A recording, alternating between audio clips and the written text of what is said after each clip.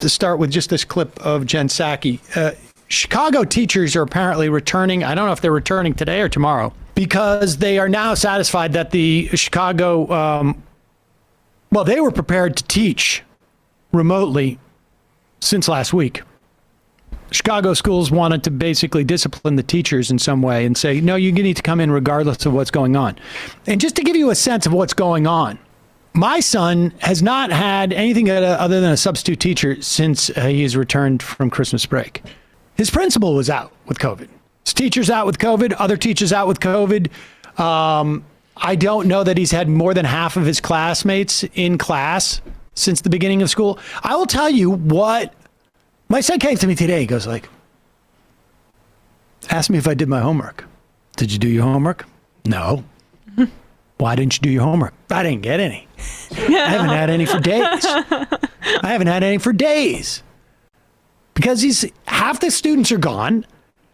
The substitute teacher is there. I mean, I think the socialization is great. It creates a certain amount of anxiety amongst him and others because, of course, we are all aware of what's going on. We are deluding ourselves if we're telling ourselves that this is a period, particularly right now, these couple of weeks, is a period where we're educating our students. We are housing our students for people who need to go to work, for people who don't want to deal with their kids at home, or they can't. But let's not kid ourselves as to what's going on. But the fiction is necessary for like the exact people who need the adults who have children, their workers, to have their kids in school. So this can be a much smoother ride for people. And the fact is, there could have been, and there are schools, I know like upstate New York, I know there's at least a couple of school districts who are basically saying like, it's not a question of should we do remote or not do remote. There's simply not the staff because teachers are no more immune to catching COVID than anybody else. In fact, they are more likely to catch COVID because they're surrounded by 20 or 30 kids. Here is Jen Psaki at the White House maintaining this fiction that this is all about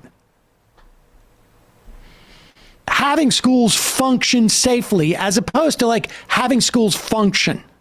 The president said yesterday, he wants schools to be open. We know they can be open safely, and we're here to help make that happen. And he agrees with medical, scientific, and education experts that because of the historic work we've done, we are more than equipped to ensure schools are open. And we're going to keep our children and educators who selflessly serve their community safe, but ensure that children are not enduring the mental health impact of not being in school, that there are not gaps in learning.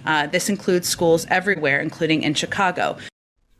First off, there are gaps in learning. That is going to happen. It's inevitable. The real question is like, can you actually operate a school if 20%, 30% of your workforce is out? I mean, this is the thing that's just ridiculous. Like, we're all just pretending that this is just, there's no difference between these 2 weeks and 2 weeks from September or any random 2 weeks from October. It's just not the case. It's just simply not the case. And it's just like another example of the way the Biden administration has approached this Omicron wave in a fairly indistinguishable way from how the Trump administration initially responded, where they were like lockdowns, the mental health toll that it's going to take on human beings and on kids and people here. Like, that's why we can't lock down. That might be worse than the flu-like disease that you're going to get. Like, basically the Biden administration's plan was vaccines and then let's pretend like nothing's happening here. I mean, you're going to get the only difference. The only difference is that we know the rate of hospitalization and the rates of death are lower than they were at this time in 2020. Yeah. Or I should say, yes. March 2020. But the fact of the matter, people are still getting sick. And you don't want sick people going into school and infecting other people. because you want to minimize the spread to the extent that you can. And everyone believes, not everyone, but I think the vast majority of people believe that this Omicron wave is going to be shorter than the others because it's burning so quickly through people. You come up with a sort of a plan B.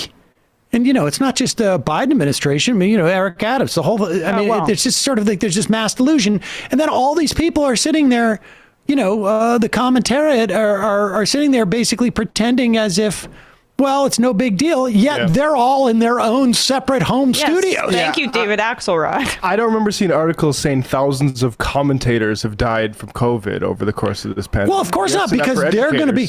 But the point is, I made that comment with Axelrod on Twitter, and people are like, well, you don't see the difference between teaching our kids and political commentators. Well, I do.